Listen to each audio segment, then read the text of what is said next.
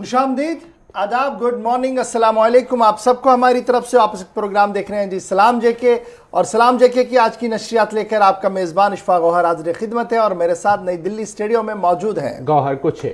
सामीन नाजरीन, आज की नशरियात में कुछ अहम बातें आपके साथ शेयर करेंगे।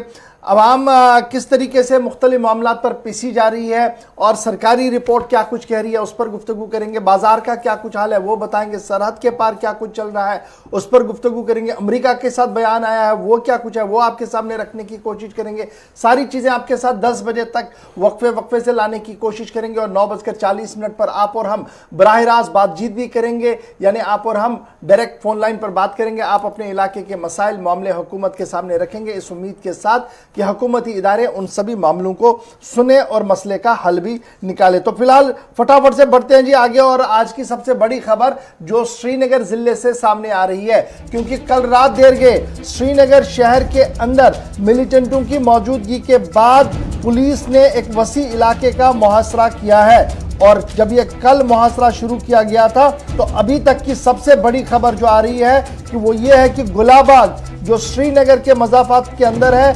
गुलाबाग के अंदर कल रात देर गए जो ऑपरेशन शुरू किया गया था वो लगातार अभी भी जारी है।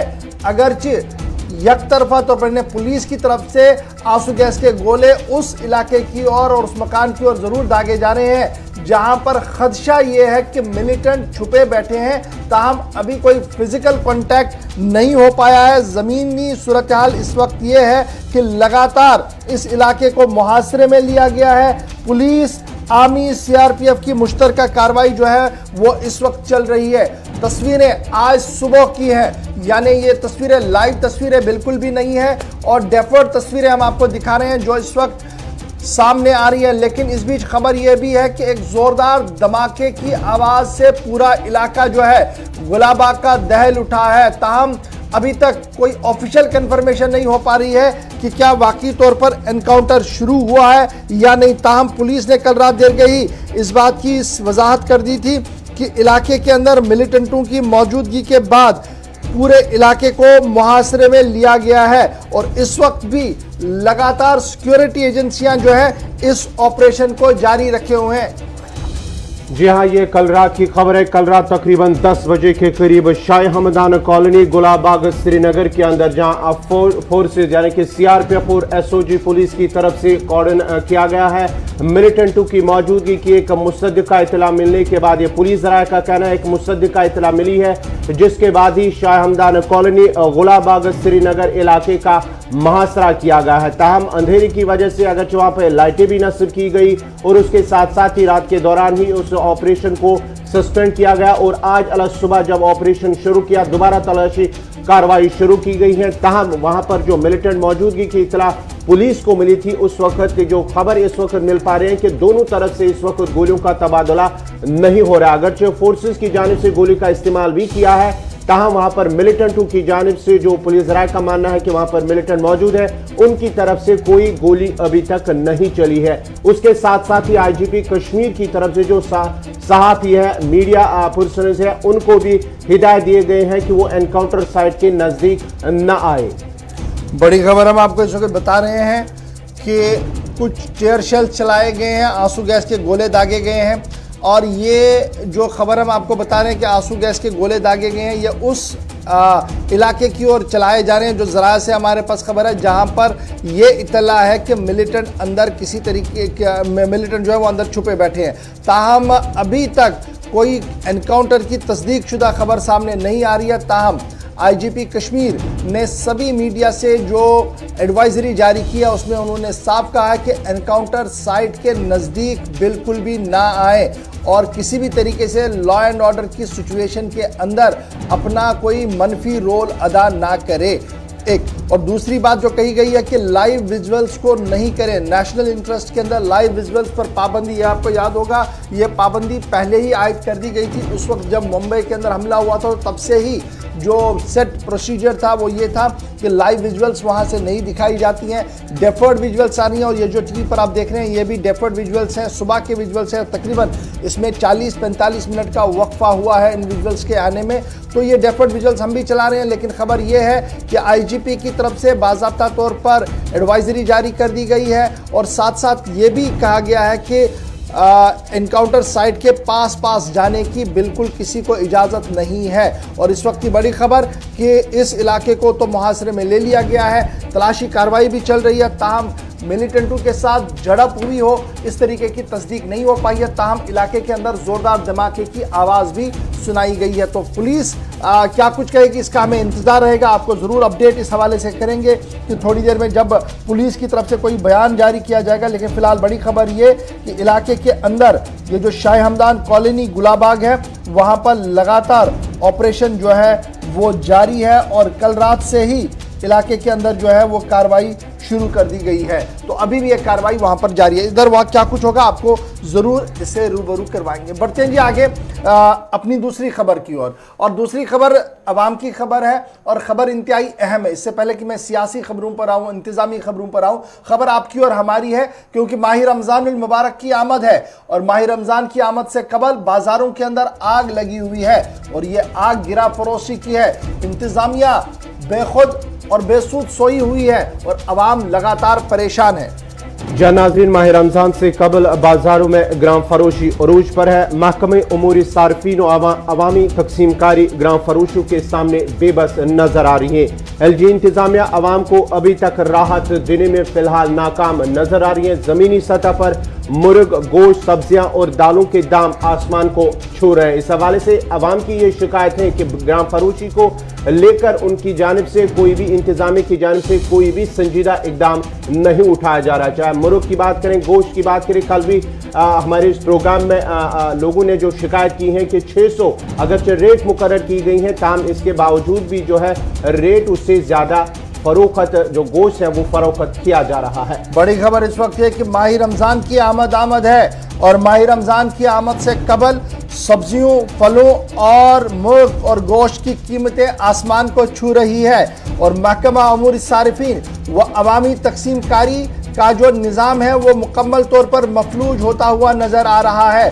सूबाई इंतज़ामिया के बड़ा अफसरों का ये मानना है कि उन्हें हालात पर नज़र है और उन्हें इस बात का इल्म है कि क्या कुछ हो रहा है, लेकिन बहुत जल्द कार्रवाई की जाएगी। लेकिन वो स्क्वाड और चेकिंग टीम्स जो सिर्फ और सिर्फ मीडिया में सुर्खियां बनाने के लिए कई कबार नज़र आ रहे हैं, पिछले कई दिनों से मीडिया की वो टीमें जो है वो कहीं पर नज़र नहीं आ रही है। अवाम की तरफ से लगातार एहतजाज जो वो किया जा रहा है। साग की कीमतें 70 से 80 रुपया तक चली गई है और अगर आपने फल खरीदने हैं तो शायद इस बार आपका बजट उसके लिए अलाउ नहीं करेगा। श्रीनगर कौमी शाहराह बदस्तूर जारी है, लेकिन ये जो तस्वीरें आप देख रहे हैं ये सारी मकामी सब्जियां हैं और मकामी सब्जियों के दाम काफ़ी ज़्यादा ऊंचे हो गए हैं और सरकारी निरखनामे का कहीं पर भी इतलाक नहीं है।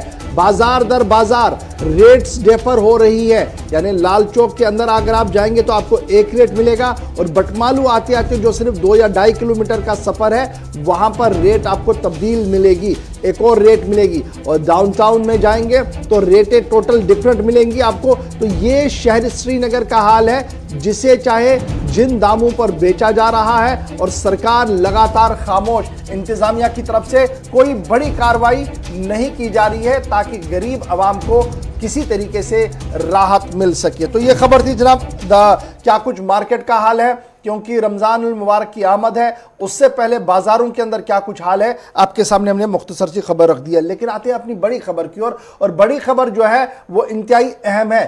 पूरे मुल्क के अंदर और पूरी दुनिया के अंदर कोरोना का कहर लगातार बढ़ रहा है।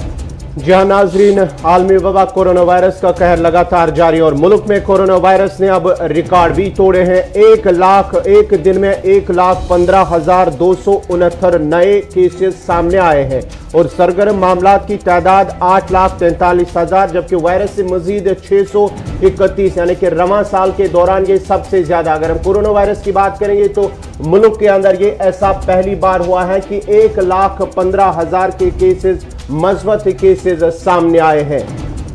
सारे रिकॉर्ड तोड़ते हुए इस वक्त की बड़ी खबर जो सामने आ रही है, पिछले 24 घंटों के दौरान 1,15,000 नए केस मुल्क के अंदर पिछले 24 घंटों के दौरान सामने आए हैं और इस तरीके से शरह अमवात में भी लगातार इजाफा हो रहा है। पिछले साल के रिकॉर्ड के मुकाबले में अगर आप इस साल को देखेंगे तो लगातार जो है वो इसमें इजाफा हो रहा है और यही वजह है कि अब जो बड़ी खबर है वो ये है कि आइंदा 4 हफ्ते जो है वो इंतहाई क्रिटिकल बताए जा रहे हैं, इंतहाई अहम माने जा रहे हैं। ये हम नहीं कह रहे हैं बल्कि मरकजी वजारत के आला जिम्मेदारों की तरफ से इस बात का खुलासा पेश किया गया है कि आने वाले 4 हफ्तों के दौरान मामला और ज्यादा संगीन हो सकता है। यानी इस वक्त on the top of the list, corona का जो टॉप ऑफ द लिस्ट है वहां पर भारत है, क्योंकि हर दिन लगातार केसेस बढ़ रहे हैं और आने वाले 4 हफ्ते इंतहाई संगीन हो सकते हैं। शरह अमवात में भी इजाफा हो सकता है और केसों के आने में भी इजाफा हो सकता है। मुल्क के मुख्तलिफ इलाकों के अंदर मुख्तलिफ इक़दाम जरूर उठाए जा रहे हैं, लेकिन मरकज का मानना है कि आइंदा 4 हफ्तों के दौरान लगातार केसेस जो है वो बढ़ेंगे। और वैक्सीन के हवाले से भी वजाहत कर दी गई है कि वैक्सीन लगवाना सबसे पहले जिन्हें ज़रूरत है उनकी वैक्सीन कारी को यकीनी बनाया जाए और उसके बाद वो लोग भी जाएं जो अभी तंदुरुस्त हैं, लेकिन वैक्सीन लगाना बहुत ज़्यादा ज़रूरी कर दिया गया है। मरकज़ की तरफ से सभी रियासतों को, और अलल खुसूस वो 11 रियासतें और मरकज़ी ज़ेर इंतज़ाम इलाके जो हैं जहाँ पर इस वक्त कोरोना वायरस का कहर लगातार बढ़ रहा है, वहाँ पर बाज़ाब्ता तौर पर अरेंजमेंट जो है वो करवाए गए। इधर AIIMS, all India medical institute जो है हमारा दिल्ली के अंदर, एम्स की तरफ से ये साफ कर दिया गया कि टेम्परेरी जो ओपीडी था, वॉक इन ओपीडी जो था उसे टेम्परेरी बंद कर दिया गया। अब आप हालात को समझ सकते हैं कि अस्पताल के अंदर टेम्परेरी तौर पर यानी आर्जी तौर पर ओपीडी को फिलहाल बंद कर दिया गया है। एम्स के अंदर जो वॉक इन के लिए जाते थे, सुबह सुबह अपनी रजिस्ट्रेशन करवाते थे, सिर्फ ये साफ कर दिया गया कि लिमिटेड लोगों को आने की इजाजत होगी और लिमिटेड लोग ही देखे जाएंगे। जो बड़ी तादाद में वहां ओपीडीज को देखा जाता था उसे मुकम्मल तौर पर बंद कर दिया गया है। और इसके साथ साथ दिल्ली के अंदर जब आप देखेंगे तो इंतजामिया की तरफ से बड़ा फैसला भी लिया गया है। कल रात से लगातार रात का कर्फ्यू निफाज अमल में लाया गया है और दिल्ली के अंदर और दिल्ली के साथ लगने वाली सभी रियासतों के अंदर रात का कर्फ्यू लगाया गया है। और दिल्ली से बड़ी खबर यह कि 5,100 नए केसेस भी सामने आए हैं। तो बड़ी बात हम आपको इसमें यह बता रहे हैं कि आने वाले 4 हफ्ते इंतहाई क्रिटिकल हो सकते हैं। और वैक्सीन के हवाले से क्या कुछ कहा गया वो हमने आपके सामने रख दिया है। एम्स के अंदर फिलहाल वॉक इन एम्स ओपीडी जो है उसे रोक दिया गया है और नए केसेस ना बढ़े, रात की मूवमेंट को मुंजमद कर दिया गया है, रोक दिया गया है और कर्फ्यू बहुत सारे इलाकों के अंदर एनफोर्स कर दिया गया है। कोरोना वायरस के मामलात को लेकर जहां दिल्ली के अंदर नाइट कर्फ्यू का उसका निफाज भी हुआ है रात 10 बजे से सुबह 5 बजे तक। हेल्थ मिनिस्ट्री की जानिब से कल एक प्रेस कॉन्फ्रेंस के दौरान इसकी वजाहत भी की गई है कि जो मामला है चंद हफ्तों के दौरान ये काफ़ी तशवीशनाक है और चंद हफ्ते तक जिस तरह से वायरस को लेकर जो इजाफा हो रहा है, उछाल देखने को मिल रहा है और पहली बार रिकॉर्ड तोड़ 1,15,000 से ज़्यादा केसेस सामने आए हैं। उस सिलसिले में उन्होंने कहा कि ये जो आने वाले चंद हफ्ते हैं, 4 हफ्ते, ये काफ़ी नाजुक है और तशवीशनाक सूरत हाल बनी हुई है। इस सिलसिले में हेल्थ मिनिस्ट्री की जानिब से कल जो प्रेस कॉन्फ्रेंस की है उन्होंने मजीद क्या कहा वो भी सुनते हैं, उसके बाद मजीद बात करते हैं। माध्यम से इसी प्लेटफॉर्म से जब केसेस के नंबर कम हो रहे थे, पैंडेमिक में डिक्लाइन हो रहा था, बार बार चेतावनी दी जा रही थी कि हमें इस सिचुएशन को टेकन फॉर ग्रांटेड नहीं रखना। As a matter of fact कि हम सोसाइटी से, समाज से साझा कर रहे थे कि इसको हमने टेकन फॉर ग्रांटेड नहीं है। भारत की बहुत सारी जनसंख्या जो है वो ससेप्टेबल है, अभी वायरस यहीं पे है, हमें बच के रहना है और इंडिविजुअल लेवल पे, फैमिली लेवल पे, तंत्र के लेवल पे हमें पूरे वो काम करते रहना चाहिए थे जिससे कि ये वायरस कंट्रोल में रहे। वायरस ने अपना प्रभाव दिखाया और जैसे आज आपको सूचित किया गया सिस्टमैटिकली, डिटेल में, स्थिति में पेंडेमिक में खराबी आई है, सीरियस राइज हुई है हमारे केसेस में, एक वेव की तरह राइज हुई है। और ये भी आपने नोटिस किया है, आपने लिखा भी है पब्लिक डोमेन। जी आगे, ये तो दिल्ली से खबर थी कि किस तरीके से कोरोना वायरस बढ़ रहा है, लेकिन जम्मू कश्मीर के अंदर क्या कुछ ताजा तरीन सूरत हाल है, इससे भी आपको जल्दी से रूबरू करवाते हैं। क्योंकि जम्मू कश्मीर के अंदर सूरत हाल इस वक्त ये है कि यहां पर भी कोरोना का कहर लगातार बढ़ रहा है और 500 से ज्यादा, 550 से ज्यादा मस्बत केस जब सामने आए तो इंतजामिया भी काफी अलर्ट पर आ चुकी है। जम्मू कश्मीर को लेकर अगर हम बात करेंगे तो पिछले 24 घंटों के दौरान 561 नए मस्बत मामले सामने आए हैं, जबकि 2 अफराद की मौत भी हुई है। इसके साथ ही मौत के साथ ही अगर हम बात करेंगे, इंतजामिया की जानिब से कई अहम इकदाम भी उठाए गए हैं। इंतजामिया ने इंडोर स्पोर्ट्स खेलों पर पाबंदी आयद की है जम्मू कश्मीर के अंदर। साथ ही साथ सभी टीचिंग और नॉन टीचिंग स्टाफ को कोरोना वैक्सीन लगाने की हिदायत दी है। और इसके साथ ही सेक्रेटरीट के सभी मुलाजमीन यानी कि दरबार मुंह से कबल ही जो भी मुलाजमीन है काम कर रहे हैं, उन्हें भी कोरोना वैक्सीन, कोरोना मुखालिफ टीकाकारी में वो वैक्सीन लगाने की हिदायत जारी किए गए हैं। जम्मू कश्मीर में आलमगीर वबा यानी वायरस का कहर लगातार जारी है। मजीद 561 मस्बत मामले, 2 मरीजों की मौत भी हुई है। मुतासरीन की तादाद लगातार बढ़ रही है, 34,000 से तजावुज कर चुकी है, यानी आप 30,000 को पार कर चुके हैं। और मजमूई तौर जब आप इसको पिछले हफ्तों के दौरान देखेंगे तो क्या कुछ था, आपके सामने सारी चीज़ें जो है वो आएंगी। लेकिन इस बीच इंतज़ामिया ने फैसला ये लिया है कि इंडोर स्पोर्ट्स एक्टिविटीज़ जितनी भी है, यानी इंडोर स्पोर्ट्स स्टेडियम के अंदर जो कामकाज होता था, जिस तरीके के खेल कूद होते थे, उस पर फिलहाल पाबंदी आयद कर दी गई है। सिविल सेक्रेटरीट के सभी मुलाजमीन को ये कहा गया कि मुंह से कबल वो कोरोना वैक्सीन जो है वो ज़रूर लगवाएंगे। और न सिर्फ जम्मू कश्मीर के अंदर बल्कि लद्दाख यूनियन टेरिटरी के अंदर भी कोरोना का कहर तेजी के साथ बढ़ रहा है और 50 नए केसेस के बाद वहां पर भी डू एंड डोंट्स की एक लंबी फहरिस्त जो है वो जारी कर दी गई है। सरकार की तरफ से लगातार ये कोशिश की जा रही है कि किसी न किसी तरीके से ये जो आलमी वबा इस वक्त दोबारा से दस्तक दे चुकी है, इस पर काबू किया जाए। लेकिन अब देखना होगा कि किस तरीके से इस पर काबू किया जाएगा, क्योंकि आने वाले 4 हफ्तों के बारे में मरकजी हुकूमत खुद ये मान रहे हैं कि इंतहाई खतरनाक सूरत हाल सामने आ सकती है। बढ़ते आगे जब हम श्रीनगर की बात करते हैं तो जिला तरक्याती कमिश्नर श्रीनगर जो डिस्ट्रिक्ट मजिस्ट्रेट भी है, उन्होंने भी अपने इख्तियारात का इस्तेमाल किया है, क्योंकि वो DDMAC के चेयरमैन भी है, तो उन्होंने कई बड़े फैसले भी इस सिलसिले में लिए हैं। खबर इस वक्त श्रीनगर से जो सामने आ रही है वो ये है कि कोरोना को देखते हुए जिला तरक्याती कमिश्नर ने कई अहम फैसले लिए हैं और उन फैसलों के तहत जो बड़ी बात है वो यह है कि होटल मालिकान को 2 कमरे आइसोलेशन रूम के तौर पर इस्तेमाल करने का हुक्म दे दिया गया। यानी हर होटल मालिक 2 कमरे जो है वो आइसोलेशन रूम के तौर पर रखेगा।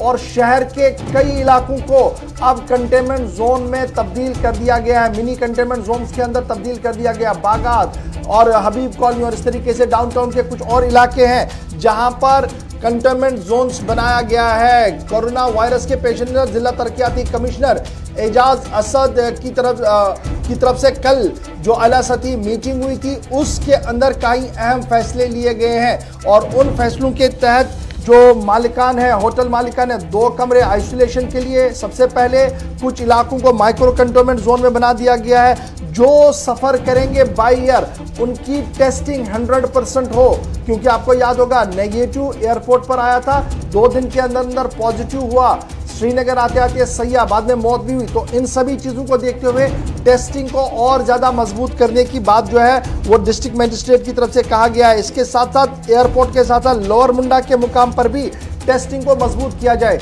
हुकूमत की तरफ से बातें बड़ी आती है, लेकिन ग्राउंड जीरो पर जो कुछ होता है, पिछले दिनों हमने आपको दिखाया था, न लोअर मुंडा पर, न टनल के इस पार और ना ही लखनपुर पर प्रोटोकॉल का फॉलो किया जा रहा था। किस तरीके से दजियां जो है वो बिखेरी जाती थी और बिना टेस्टिंग के बहुत सारे लोग भी चले आते थे। तो अब ये खबर सामने आई है कि ये इंतजाम जो है वो श्रीनगर के अंदर भी किया जा रहा है। तो ये तो बात थी जनाब कोरोना की, जो हमने आपके सामने जल्दी से रख दी है।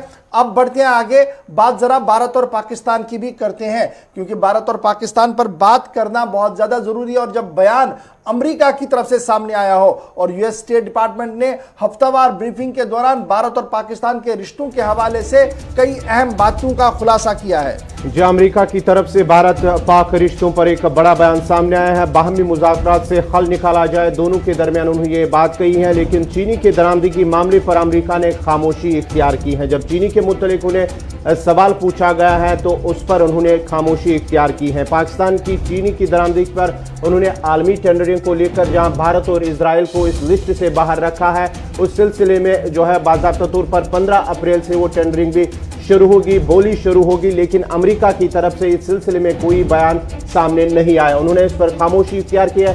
सिर्फ इतना कहा है कि दोनों मुल्कों के दरमियान जो मुज़ाकरात बातचीत के जरिए ही तिजारत बहाल हो सकता है या दोनों के दरमियान रिश्ते बेहतर हो सकते हैं।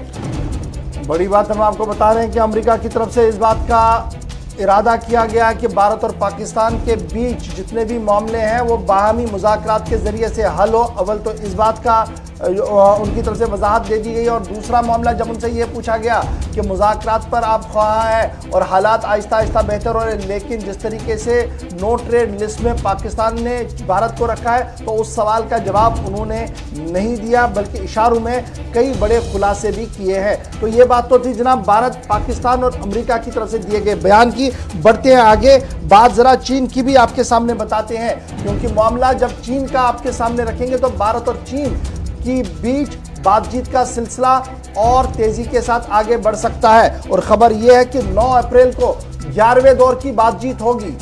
लाइन ऑफ एक्चुअल कंट्रोल पर जहां भारत और चीन के दरमियान कशीदगी माहौल कशीदा था, उसके साथ साथ ही मुज़ाकरात भी हुए। 10 मरहलों पर बातचीत भी हुई है। फौजी आला सतही जो बातचीत हुई है, उसके साथ साथ भी सफारती सतह पर भी बातचीत हुई है।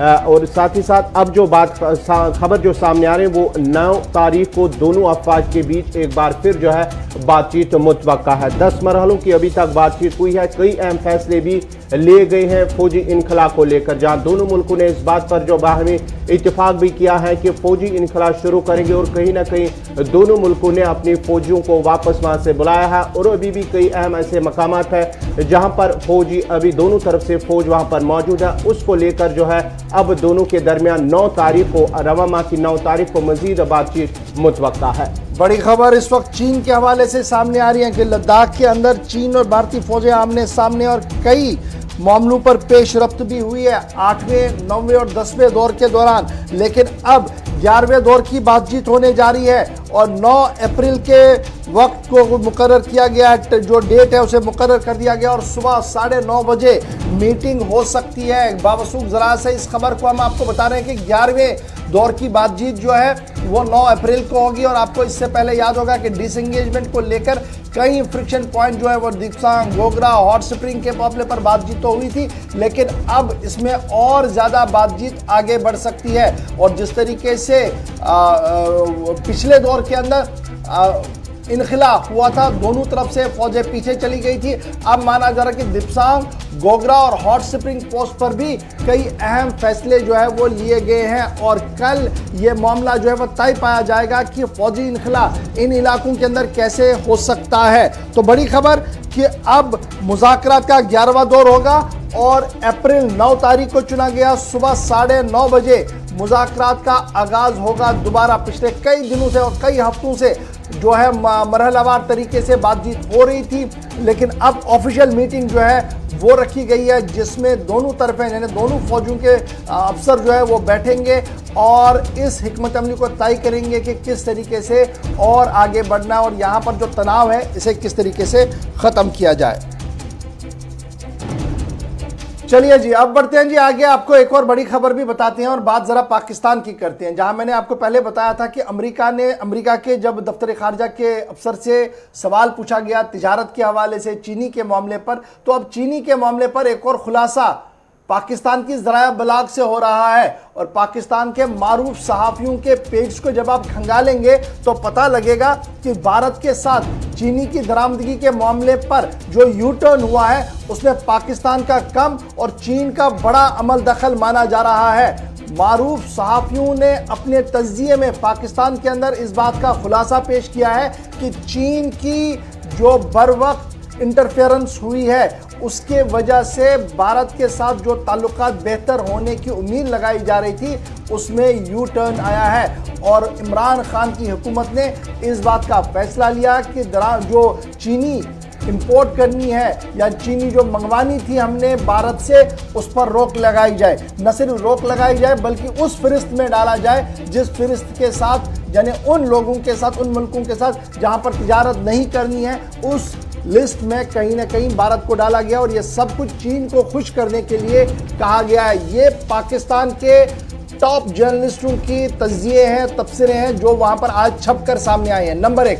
नंबर 2, चीन के इशारे पर पाकिस्तानी खारजा पॉलिसी में तब्दीली आई है। ये तो मैंने आपको बात बता दी। पाकिस्तानी ज़राए ब्लॉग में ये इस बात का बड़ा खुलासा हुआ, इसलिए ये हमारी खबर नहीं है, पाकिस्तानी ज़राए ब्लॉग मीडिया की खबर है। लेकिन बातचीत की भी हो रही है। और एक बार फिर शाह महमूद कुरैशी ने भारत और पाकिस्तान के बीच साजगार माहौल बनाने के लिए बात सामने रखी है और कहा कि भारत और पाकिस्तान के साथ मामला तभी बेहतर हो सकते हैं जब बातचीत हो। और जंग न तो भारत चाहेगा और ना ही पाकिस्तान, क्योंकि दोनों एटॉमिक पावर्स हैं। और ये जंग सिर्फ भारत पाकिस्तान की जंग नहीं होगी बल्कि ये जंग कहीं और जाएगी और जिससे तबाही और बर्बादी हर तरफ से दिखेगी। इसलिए दोनों जौहरी मुल्कों को दोस्ती के बगैर कोई दूसरा चारा नहीं है।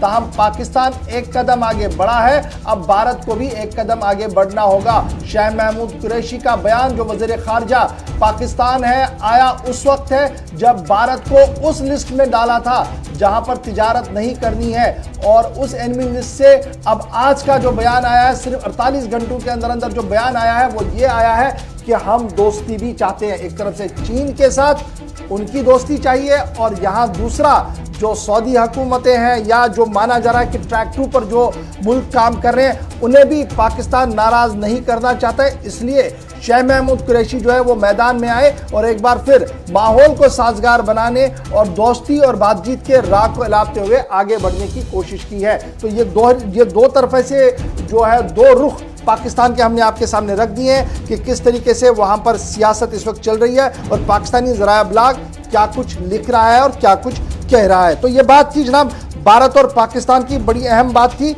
अब आते हैं जम्मू कश्मीर के मामले पर। जी हाँ नाजरीन, जम्मू कश्मीर के मामले पर बात करना इंतहाई अहम है और उसके बाद कुछ साहब आपको एक दो खबरें बताएंगे। मैं सिर्फ एक खबर पर थोड़ी सी तफसील आपके सामने रखूंगा। मामला हमेशा देखते हैं कि जब भी कोई नागहानी आफत आती है, नेचुरल क्लैमिटी आती है, उसके बाद अचानक से इंतजामिया मुतहरिक हो जाती है और फिर वो कुछ पैसे बांटती है। आग कहीं पर बहुत ज़्यादा लगे तो उन्हें साजो सामान से वो रेड क्रॉस के जरिए से पैसा दिया जाता है या डिस्ट्रिक्ट एडमिनिस्ट्रेशन अपनी तरीके से दी जाती है। लेकिन अब जो हम बात आपके सामने रख रहे हैं वो सरकार का एक बड़ा रिपोर्ट है और सरकार खंडूरा के हवाले से या दीगर मामलात के हवाले से एक बड़ा रिपोर्ट सामने आया है। और सरकारी रिपोर्ट के अंदर जो बात सामने रखी गई है जरा इसको सुन लीजिएगा और देख लीजिएगा कि किस तरीके से अफसरशाही ने गरीब आवाम की कमर तोड़ी है। ये मैं नहीं कह रहा हूं, सरकारी रिपोर्ट ये कह रहा है और सरकारी रिपोर्ट में कई अहम खुलासे पेश हुए हैं। और ये रिपोर्ट कोई खुफिया रिपोर्ट नहीं है, ये मंजर आम पर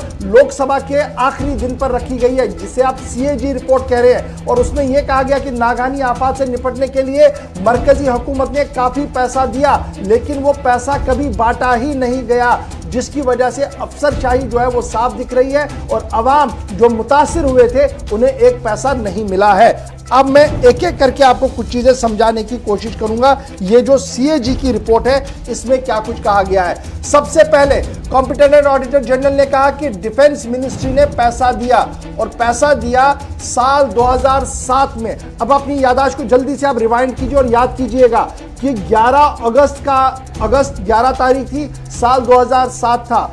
अनंतनाग का इलाका था, खंदरू गांव था जहां पर कैंप के अंदर भयानक आग लगी और यह कैंप एमिनेशन डिपो था और उसकी वजह से आसपास के रिहायशी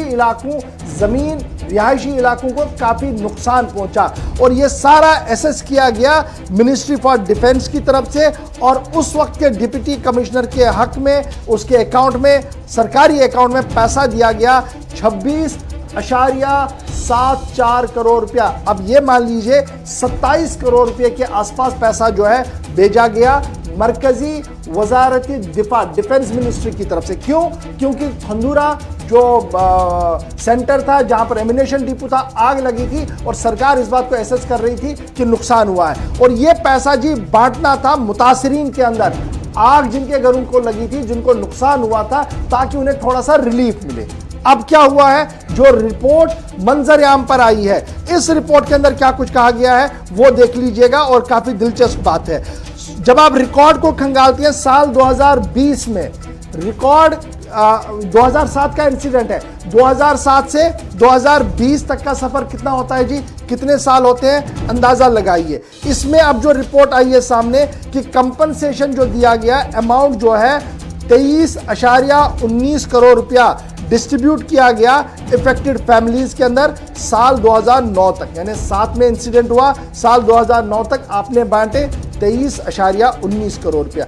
उसके बाद कोई भी पेमेंट जो बकाया पेमेंट थी नहीं बांटी गई। पैसा कितना आया था उसका ख्याल रखिएगा, पहले ही मैंने आपको बता दिया कि तकरीबन 27 करोड़ रुपया आया था और बांटे कितने हैं जनाब, 23 करोड़ रुपया। तो बाकी पैसा बैंक अकाउंट में रखा, डिप्टी कमिश्नर साहब ने नहीं, मुतल्लिका अफसरों ने सरकार के खाते में रखा, दिया नहीं, न वो पैसा वापस दिया, न वो पैसा अवाम में बांटा। तो ये निजाम है हमारे अफसरशाही का। और इससे क्या हुआ, ये जो खलिश पैदा हुई कि मरकज की वजह से यहाँ पर जो सेंटर था हमें नुकसान हुआ, मरकज को हमें पैसा देना था वो दे नहीं रहे हैं और अफसर ये कहते रहे पैसा है नहीं, जबकि वाकतन सीएजी की रिपोर्ट ये कह रही है कि डिफेंस मिनिस्ट्री ने पैसा दिया, लेकिन कोई भी पेमेंट जो है वो कंपनसेशन की नहीं दी गई 2009 के बाद। उसके बाद आगे बढ़िए आप, इसमें जी एक और खुलासा पेश किया गया है जी, सितंबर 2000, अच्छा जब उन्होंने ये कहा कि अब सीएजी ने कहा कि ये पैसा वापस भेज दीजिए, उसका जवाब जो है सितंबर 2020 तक भी इंतजामिया की तरफ से नहीं दिया गया कि क्या वो पैसा है,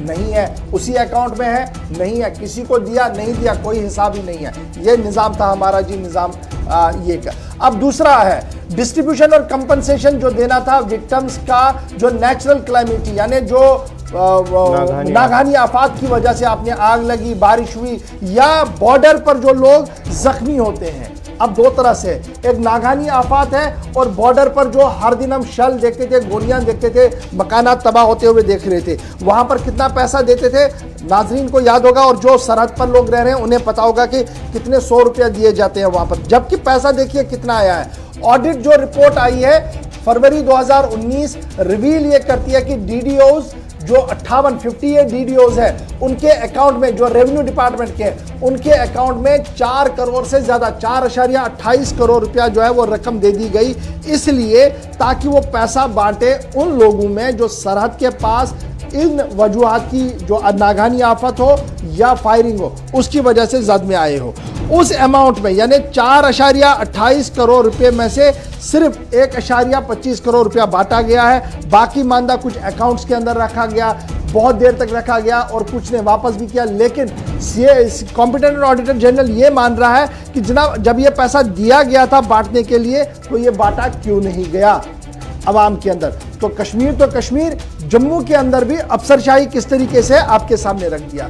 उसके बाद अब कॉम्पिटेंट ऑडिटर जनरल ने रिकमेंडेशन भेजी है कि फुल प्रूफ मैकेनिज्म को बनाया जाए ताकि ये जो विक्टिम है, डिजास्टर के जो लोग हैं, इन्हें किसी न किसी तरीके से रिलीफ मिले। यानी मरकजी हुकूमत रिलीफ देना चाहती है, पैसा भी आया है सीएजी की रिपोर्ट के हिसाब से, लेकिन न तो सैलाब जदगान को कोई पैसा मिला और ना ही खंदुरा के विक्टिम्स को पूरा पैसा मिला और ना ही नागहानी आफात में जो लोग जख्मी होते हैं, जिन्हें नुकसान होता है, उन्हें पैसा दिया गया। और जब आप इस रिपोर्ट को देखेंगे तो आरएसपोरा भी इसमें है जी, सुंदरबनी इसमें है जी, इसके अंदर जो नौशहरा का सेक्टर इलाका है और रेवेन्यू अफसर रजौरी के भी है जिनके खाते में पैसा आज भी है लेकिन वापस नहीं किया। इसीलिए अब सीएजी कह रहा है कि एक मैकेनिज्म बनाया जाए ताकि चेक एंड बैलेंस जो है वो सही तरीके से हो। ये एक हिस्सा था जी रिपोर्ट का। अब मैं दूसरा हिस्सा आपके सामने रखने जा रहा हूं और उसके बाद कुछ ऐसा आपके सामने एक और खबर लेकर आएंगे। ये जो सीएजी का दूसरा मामला है, आपको याद होगा साल 2014 तबाहकुन सैलाब, और ये सैलाब ने किसी अमीर गरीब का लिहाज नहीं किया, सबके आशियाने टूटे। और जब ये टूटे, मरकज से लेकर जम्मू कश्मीर की उस वक्त की इंतजामिया ने बड़े फैसले लिए और कहा कि अब जी बड़े पैमाने पर तरक्याती नौ होगा, तमीराती नौ होगा और पैसे दिए जाएंगे।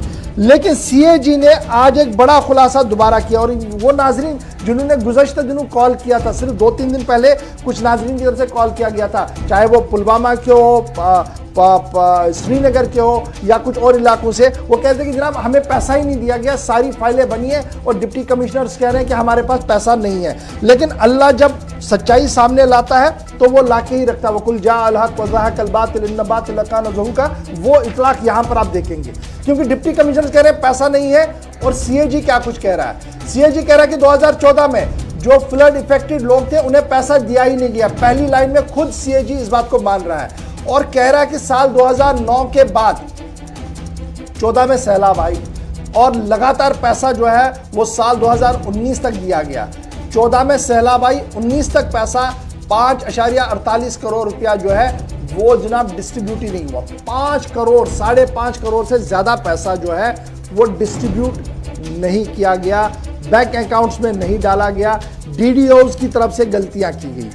अब 6 या इतना साल का वक्त जो गुजर गया इस पूरे सैलाब को, जहां पर इंतजामिया ने वादे किए थे पैसा मिलेगा, कॉम्पिटेंट ऑडिटर जनरल की जो रिपोर्ट टेबल की गई उसमें कहा गया कि 5.48 करोड़ रुपया जो है वो फ्लड विक्टिम्स के लिए रखे गए थे जो डिस्ट्रीब्यूट ही नहीं किए गए हैं। और फिर आगे ये लिखा गया ये जो डिस्ट्रीब्यूशन न होने की बड़ी वजह है, उसके अंदर कहानी है कि डीडीओज जो हैं उन्होंने सही तरीके से जो डायरेक्ट बैंक ट्रांसफर अकाउंट करना था, यानी बैंक के अंदर डायरेक्ट पैसा जाना था, उन्होंने कहीं ना कहीं लैतुलैल से काम लिया। सही और जो करेक्ट इंफॉर्मेशन बैंक को देनी थी, अपने रिकॉर्ड में रखनी थी, उसमें मिसमैच था, जिसकी वजह से परेशानियां हुई। और फिर यह भी कहा गया कि जो जमीनी सूरत हाल है, ये तो एक तबका था जिनका माली नुकसान हुआ।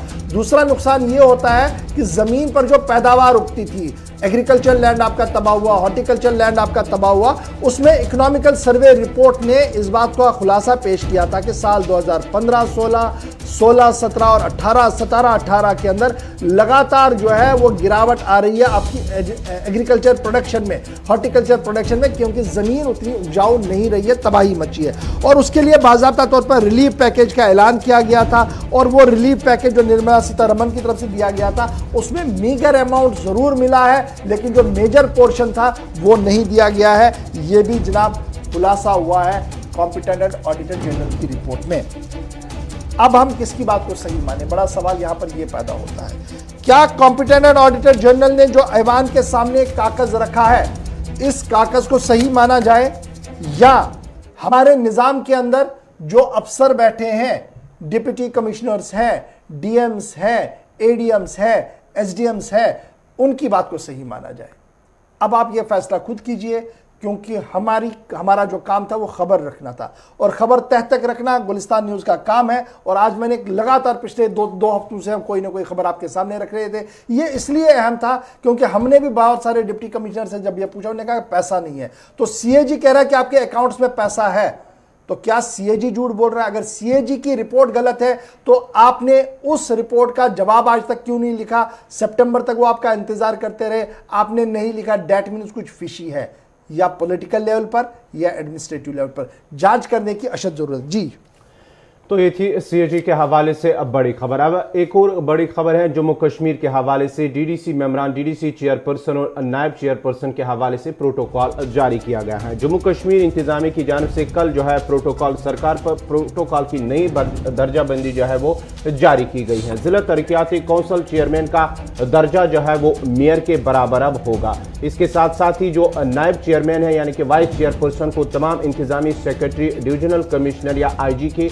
बराबर किया गया है। ये कल इंतजामिया की जानिब से, और इस हवाले से जम्मू कश्मीर की तमाम सरकारी तकारीब पर यह अमल लाया जाएगा। इंतजामिया ने बाज़ाब्ता तौर पर इस हवाले से अहकाम भी जारी किए गए। और बात साथ ही साथ अगर हम जिला तरक्याती कौंसिल के मेंबरान की बात करेंगे तो इस फहरिस्त में उनके हवाले से मजिस्ट्रेट, ब्रिगेडियर के ओहदे के अफसरान या महकमा के सरबरान या कंजर्वेटर ऑफ फॉरेस्ट, जिला सेशन जज, ब्लॉक तरक्याती कौंसिल के चेयरपर्सन और म्यूनिसिपल कौंसिलों और कमेटियों के सदूर भी इस सिलसिले में शामिल है। कल जम्मू कश्मीर इंतजामिया की जानिब से बाज़ाब्ता तौर पर प्रोटोकॉल जारी किए गए और चेयरमैन ये उस एक महीने के बाद हुआ जब तरक्याती काउंसिलों के चेयरपर्सन और नायब चेयरपर्सनों की जानिब से जम्मू के अंदर एक एहतजाज किया गया है, जहां उन्होंने अपनी मांग रखी थी, उनके प्रोटोकॉल को लेकर एहतजाज किया था और एलजी के सामने उन्होंने मीटिंग भी की है और साथ ही साथ उसके एक महीने के बाद ही अब प्रोटोकॉल जारी किए गए हैं। अब इस प्रोटोकॉल में एक बात जरा देख लीजिएगा,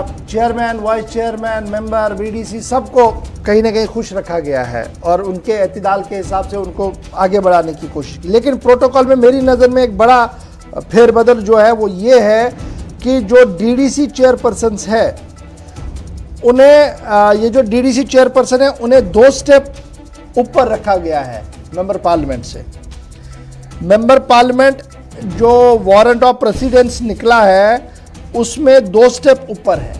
तो अब आप समझ सकते हैं मेंबर पार्लियामेंट की औकात जम्मू कश्मीर के अंदर कितनी रहेगी और डीडीसी क्या कुछ करेगा, एक। और दूसरा जो बड़ा इंपॉर्टेंट है, जो डीडीसी लगातार चेंज चाह रहे थे, स्ट्रक्चर जो डिस्ट्रिक्ट प्लानिंग कमेटी डीपीसी था जिनके हेड एमपीज हुआ करते थे और मेंबर फॉर्मर मेंबर्स जो थे वो उसके चेयरमैन मेंबर्स हुआ करते थे, उसमें भी तब्दीली की बात जो थी वो कही जा रही थी। जब इसमें वारंट ऑफ प्रोसीजर में जब ऊपर नीचे हुआ तो ऑटोमेटिकली यहाँ पर फर्क पड़ेगा। अब ये कोई डीडीसी नहीं कह सकता है कि जनाब मेरे पास इख्तियार नहीं है काम करने का, और ना ही बीडीसी ये कह सकता है कि मरकज़ ने कुछ दिया नहीं। आप लोगों ने वोट दिया है, मरकज़ और रियासती इंतज़ामिया ने उन्हें ताकत दी है। अब एहतिसाब आपने करना है इन लोगों का जिन्हें आपने वोट दिया है, क्योंकि आज तक सिर्फ ये रोना रोया जाता था कि हमें तो पता ही नहीं जनाब हमने क्या करना है, दफ्तर कहाँ पर है, गाड़ी कौन सी है, क्या कुछ। जबकि गाड़ियाँ सबके पास थी, एस्कॉर्ट सबके पास था, सबको पता था कहाँ बैठना था, लेकिन फिर भी इस चीज़ का ड्रामा जो था वो चल रहा था। लेकिन अब ये सामने आ गया है, इन black and white official order सामने आए हैं। तो अब बराए करम तरक्याती मंसूबों पर ध्यान दीजिएगा और आपने वोट दिया है तो अपने लोगों को अकाउंटेबल बनाइएगा। छोटे से ब्रेक के लिए रुक रहे हैं जी, ब्रेक के उस पार आएंगे तो कोरोना के बीच बड़ी यात्रा हो रही है। कौन सी यात्रा होगी इस पर तफसील के साथ गुफ्तगू करेंगे। मंशियात के हवाले से भी खबर है, आपको जरूर अपडेट करेंगे, लेकिन छोटे से तिजारती वक्फे के फौरन बाद।